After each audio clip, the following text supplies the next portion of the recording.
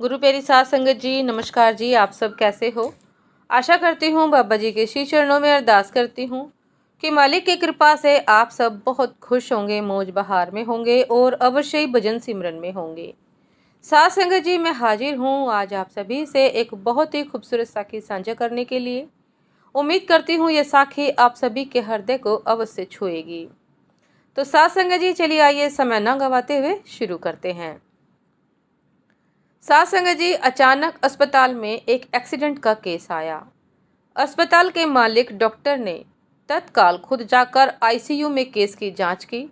अपने स्टाफ को कहा कि इस व्यक्ति को किसी प्रकार की कमी या तकलीफ ना हो, उसके इलाज की सारी व्यवस्था की जाए। रुपए लेने से भी या मांगने से भी मना किया गया। साध संगत जी, 15 दिन तक मरीज अस्पताल में रहा। जब बिल्कुल ठीक हो गया और उसको डिस्चार्ज करने का दिन आया तो उस मरीज का बिल अस्पताल के मालिक और डॉक्टर की टेबल पर लाया गया। डॉक्टर ने अपने अकाउंट मैनेजर को बुलाकर कहा कि इस व्यक्ति से एक पैसा भी नहीं लेना है। अकाउंट मैनेजर ने कहा कि डॉक्टर साहब, 3 लाख का बिल है, नहीं लेंगे तो काम कैसे चलेगा। डॉक्टर ने कहा कि 10 लाख का भी क्यों ना हो, एक पैसा भी नहीं लेना है।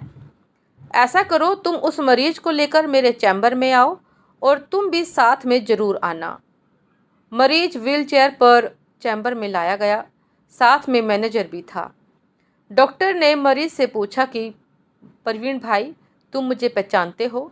मरीज ने कहा कि लगता तो है कि मैंने आपको कहीं देखा है। डॉक्टर ने याद दिलाया कि एक परिवार पिकनिक पर गया था। लौटते समय कार बंद हो गई और अचानक कार में से धुआं निकलने लगा। कार एक तरफ खड़ी करके थोड़ी देर हम लोगों ने चालू करने की कोशिश की, परंतु कार चालू नहीं हुई। दिन अस्त होने वाला था, अंधेरा थोड़ा थोड़ा घिरने लगा था। चारों ओर जंगल और सुनसान एरिया था।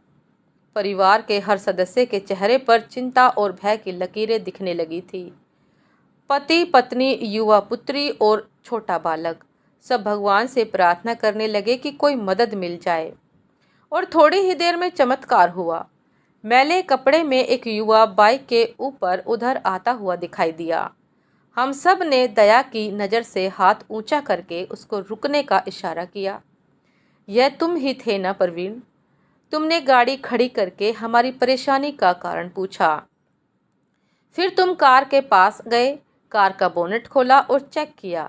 हमारे परिवार को और मुझको ऐसा लगा कि जैसे भगवान ने हमारी मदद करने के लिए तुमको भेजा है, क्योंकि बहुत सुनसान एरिया था, अंधेरा भी होने लगा था और जंगल घना था। वहाँ रात बिताना बहुत मुश्किल था और खतरा भी बहुत था। तुमने हमारी कार चालू कर दी। हम सब के चेहरे पर खुशी की लहर दौड़ गई। मैंने जेब से बटुआ निकाला और तुमसे कहा कि भाई, सबसे पहले तो तुम्हारा बहुत बहुत आभार। रुपए पास होते हुए भी ऐसी मुश्किल में मदद नहीं मिलती। तुमने ऐसे कठिन समय में हमारी मदद की। इस मदद की कोई कीमत नहीं है, यह अमूल्य है। परंतु फिर भी मैं पूछना चाहता हूँ कि बताओ, कितने पैसे दूँ? उस समय तुमने मेरे से हाथ जोड़कर कहा। जो तुमने शब्द कहे वह शब्द मेरे जीवन की प्रेरणा बन गए। तुमने कहा, मेरा नियम और सिद्धांत है कि मुश्किल में पड़े व्यक्ति की मदद के बदले कभी पैसे नहीं लेता। मैं मुश्किल में पड़े हुए लोगों से कभी भी मजदूरी नहीं लेता। मेरी इस मजदूरी का हिसाब भगवान रखते हैं। एक गरीब और सामान्य आय का व्यक्ति अगर इस प्रकार के उच्च विचार रखे और उनका संकल्प पूर्वक पालन करे तो मैं क्यों नहीं कर सकता। यह बात मेरे मन में आई। मेरे मन में धीरे से मेरी आत्मा ने मुझसे पूछा, तुमने कहा कि यहाँ से 10 किलोमीटर आगे मेरा गैराज है। मैं गाड़ी के पीछे पीछे चल रहा हूँ। गैराज पर चलकर के पूरी तरह से गाड़ी चेक कर लूँगा और फिर आप यात्रा करें। दोस्त, यह घटना पूरे 3 साल होने को आ रही है। मैंने तो तुमको भूला ना, तुम्हारे शब्दों को भूला। और मैंने भी अपने जीवन में वही संकल्प ले लिया। 3 साल हो गए, मुझे कोई कमी नहीं पड़ी। मुझे मेरी अपेक्षा से भी अधिक मिला, क्योंकि मैं भी तुम्हारे सिद्धांत के अनुसार चलने लगा। और एक बात मैंने सीखी कि बड़ा दिल तो गरीब और सामान्य लोगों का ही होता है। उस समय मेरी तकलीफ देखकर तुम चाहे जितने पैसे मांग सकते थे, परंतु तुमने पैसे की बात ही नहीं की। पहले कार चालू की और फिर भी कुछ भी नहीं लिया। यह मेरा अस्पताल है, तुम यहाँ मेरे मेहमान बनकर आए, मैं तुम्हारे पास से कुछ भी नहीं ले जा सकता। परवीन ने कहा कि साहब, आपका जो खर्चा है वह तो ले लो। डॉक्टर ने कहा कि मैंने अपना परिचय का कार्ड तुमको उस वक्त नहीं दिया क्योंकि तुम्हारे शब्दों ने मेरी अंतर आत्मा को जगा दिया। मैं भगवान से प्रार्थना करता था कि जिसने मुझे इतनी बड़ी प्रेरणा दी, उस व्यक्ति का कर्ज चुकाने का मौका कभी मुझे मिलेगा। और आज ऐसा अवसर आया कि मैं तुम्हारा कर्ज चुका पाया। अब मैं भी अस्पताल में आए हुए ऐसे संकट में पड़े लोगों से कुछ भी नहीं लेता हूँ। यह ऊपर वाले ने तुम्हारी मजदूरी का हिसाब रखा और यह मजदूरी का हिसाब आज उसने चुका दिया। मेरी मजदूरी का हिसाब भी ऊपर वाला रखेगा और कभी जब मुझे ज़रूरत होगी ज़रूर चुका देगा। साथ संगत जी, अकाउंट मैनेजर ने डॉक्टर से कहा कि ज्ञान पाने के लिए जरूरी नहीं कि कोई गुरु या महान पुरुष ही हो। एक सामान्य व्यक्ति भी हमारे जीवन के लिए बड़ी शिक्षा और प्रेरणा दे सकता है। परवीन से डॉक्टर ने कहा कि तुम आराम से घर जाओ और कभी भी कोई तकलीफ हो तो बिना संकोच के मेरे पास आ सकते हो और आ जाना।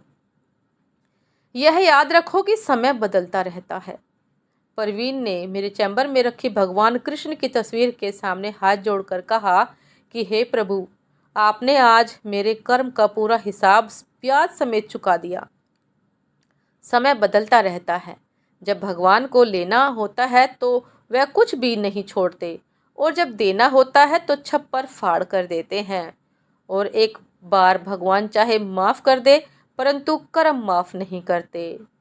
तो साथ संगत जी, इसलिए अपने कर्म हमें हमेशा अच्छे करने चाहिए, क्योंकि साथ संगत जी, संत महात्माओं का कहना है कि आना वही है जो हमने किसी को दिया है।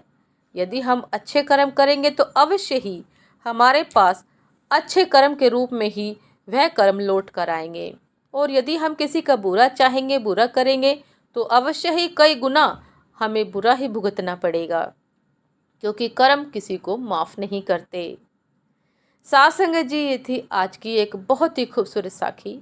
उम्मीद करती हूँ कि साखी आप सभी को बहुत पसंद आई होगी और हमें भी कुछ न कुछ सीखने को अवश्य मिला होगा कि हमें दिन प्रतिदिन हर लम्हा भलाई करनी चाहिए। भलाई करेंगे तो अवश्य ही हमारे भी कर्मों का हिसाब मालिक अवश्य चुकाएगा।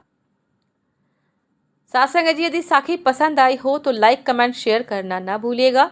जो भी चैनल पर नए हैं कृपा करके सब्सक्राइब कर लीजिएगा, ताकि चैनल पर मिलने वाली सभी शब्द साखियों की अपडेट आप सभी को समय पर मिलती रहे। आपसे फिर मुलाकात होती है एक नए शब्द साखी के साथ, ऐसी ही एक प्रेरणादायक विचार के साथ। तब तक के लिए आज्ञा दीजिए। नमस्कार जी। सदा खुश रहिए, मुस्कुराते रहिए, भजन सिमरन करते रहिए, सेवा करते रहिए। नमस्कार जी।